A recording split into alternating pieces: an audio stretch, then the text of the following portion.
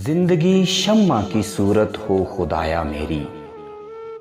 ये अल्फाज सुनते ही मुझे एक ऐसी शम्मा की याद आती है जिसकी जिंदगी वाकई ही शम्मा की सूरत थी। इस शम्मा का नाम लुइसा तनकानी था, जो 25 मार्च 1899 खेसीन में ईद बशारत पर इटली के शहर एथी में पैदा हुई। जिस दौर में वो पैदा हुई वो दौर इल्म के बगैर तारीकी का दौर था। उनसे कलीसिया के नौजवानों की तालीमी मरहूमी देखी न गई। आप तालीमी मैदान में इल्म की रोशनी फैलाने का जज्बा रखती थी, इसीलिए आपने अपने आप को तदरीसी मिशन के लिए वक्फ कर दिया और 28 अगस्त 1924 खेसीन में union of Saint Catherine of Siena missionaries of the schools की जमात की बुनियाद रखी, क्योंकि 20वीं सदी के आगाज ही से इटली में फ्री मेसन्स की तहरीक जोर पकड़ रही थी। इस सियासी गिरोह के मंशूर का एक नुक्ता ये भी था कि कैथलिक नौजवानों को मुख्तलिफ हरबों से मजहब से बेगाना किया जाए।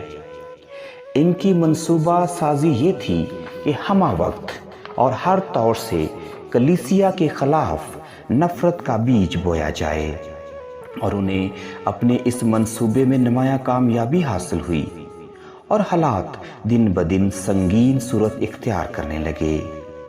इस सियासी गिरोह ने स्कूलों, कॉलेजों और यूनिवर्सिटियों में दरसो तदरीस का काम सर अंजाम देने वाले काहिनों और सिस्टर साहिबात को तालीमी इदारों से निकाल दिया और हर तरह से उनकी ज़ात पर कीचड़ उछालने की कोशिश का नतीजा ये हुआ कि इटली का पेशतर हिस्सा कलीसिया से नफरत की लपेट में आ गया। सियासत हो या कोई तालीमी या अमली मैदान, कामयाबी सिर्फ उन लीडरों को होती है जो नौजवानों को अपना हम ख्याल बना लेते हैं। लुइसा तनकानी ने कलीसिया के बुरे हालात को ना सिर्फ आंखों से देखा और कानों से सुना, बल्कि उसकी आहो बका उनके दिल की गहराई तक उतर गई और उन्होंने अपना सब कुछ छोड़कर हालात का मुकाबला करने की ठान ली। कैथरीन ऑफ सियाना के नक्शे कदम पर चलते हुए अपने वक्त की इस्लाह का अज़म कर लिया। हालात के मुताबिक नौजवानों को बचाने का वाहिद ज़रिया ये था कि स्कूलों में तालीम व तदरीस का काम किसी नए मंसूबे के तहत शुरू किया जाए। लुइसा तनकानी ने इस अज़म और मंसूबे को मद्देनज़र रखते हुए फैसला किया कि वो किसी मजहबी जमात में दाखिल होकर अपने मंसूबे पर अमल पैरा होंगी, लेकिन तलाश बस्यार के बाद भी कोई ऐसी जमात ना मिल सकी।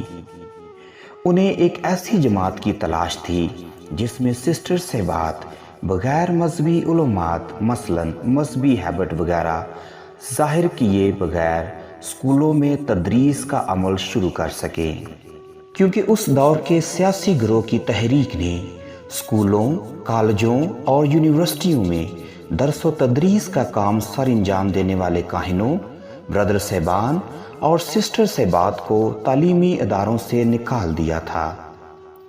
लुइसा तनकानी ने अपने इरादे और ख्वाहिश का इजहार फादर लुइस फनफानी से किया, जिन्होंने हालात की संगीनी को समझते हुए लुइसा तनकानी की बातों पर गौर करने के बाद उन्हें एक नई जमात के आगाज की तरकीब दी।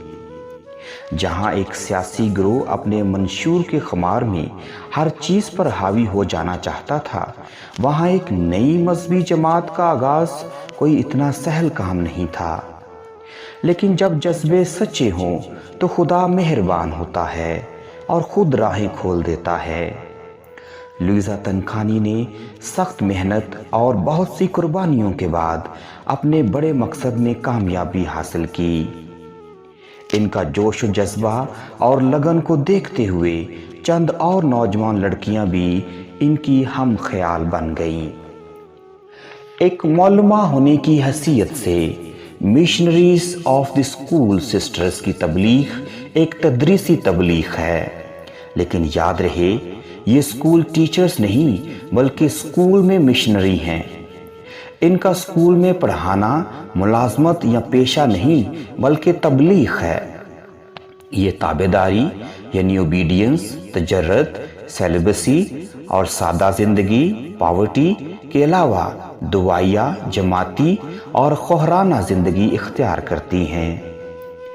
جب بھی کوئی نوجوان لڑکی کسی مذہبی جماعت میں شمولیت کرنے کی خواہش کرتی ہے تو اس کے ساتھ ساتھ اس کی یہ خواہش بھی ہوتی ہے کہ وہ اس جماعت کا مخصوص لباس یعنی ہیبٹ پہنے، کیونکہ ایک راہبہ بننے کا فیصلہ کرنے والی نوجوان لڑکی یا خاتون کو مذہبی جماعت میں وعدے کرنے ہوتے ہیں۔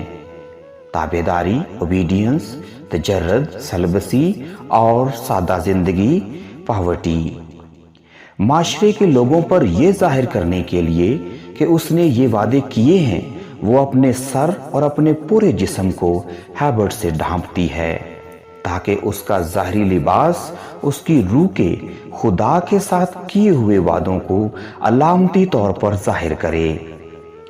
مشنریز آف اسکول سسٹرز کو بھی مذہبی ہیبٹ ملتا ہے، لیکن وہ اسے اس دنیا سے رخصتی کے وقت پہنتی ہیں، کیونکہ تعلیم و تدریس کی جو وہ جنگ نوجوانوں کے لیے لڑ رہی تھیں اس میں انہیں اس خواہش کی قربانی دینی پڑی تاکہ لباس کی وجہ سے نوجوان تعلیم و تربیت کے بغیر نہ رہ جائیں، کیونکہ مذہبی لباس پہن کر جانے والے سسٹرز کو یونیورسٹی، کالجوں اور اسکولوں میں پڑھانے کی اجازت نہیں تھی۔ راہبانہ زندگی میں missionaries of the school sisters مقدسہ مریم کو نمونہ بناتی ہیں۔ ایمان کے ذریعے یہ مقدسہ مریم کی طرح یہ کہہ کر اپنی بلاہٹ کو قبول کرتی ہیں کہ دیکھ میں خداوند کی بندی ہوں، میرے لیے تیرے قول کے موافق ہو۔ یہ اپنا تدریسی مشن مقدسہ مریم کی طرح دوسروں تک پہنچاتی ہیں، جس طرح مقدسہ مریم الزبات کے پاس جاتی ہے اور خداوند یسوع المسیح کو متعارف کرواتی ہے، اور مقدسہ الزبات خداوند یسوع المسیح کو پہچانتی اور قبول کرتی ہے۔ اسی طرح ان کی تدریس کے ذریعے بھی خداوند یسوع المسیح دوسروں کے دلوں تک پہنچتا ہے۔ مشنریز آف اسکول سسٹرز کی پاکستان میں آمد۔ Bishop Benedict Cialeo, bishop of Multan diocese کی دعوت پر missionaries of the school sisters نے پاکستان میں اپنا تدریسی مشن شروع کیا، اور یہ مشن 1948 میں ملتان میں ہوا۔ 1953 میں ساہیوال میں bishop Paul Andreotti, bishop of Faisalabad diocese کی دعوت پر اپنا مشن شروع کیا۔ 1980 میں کراچی ڈائسس میں اپنا mission cardinal Joseph Cordeiro, archbishop of Karachi کی دعوت پر شروع کیا۔ 1991 میں لاہور ڈائسس میں مشن کا آغاز archbishop Armando Trindade, archbishop of Lahore کی دعوت پر کیا۔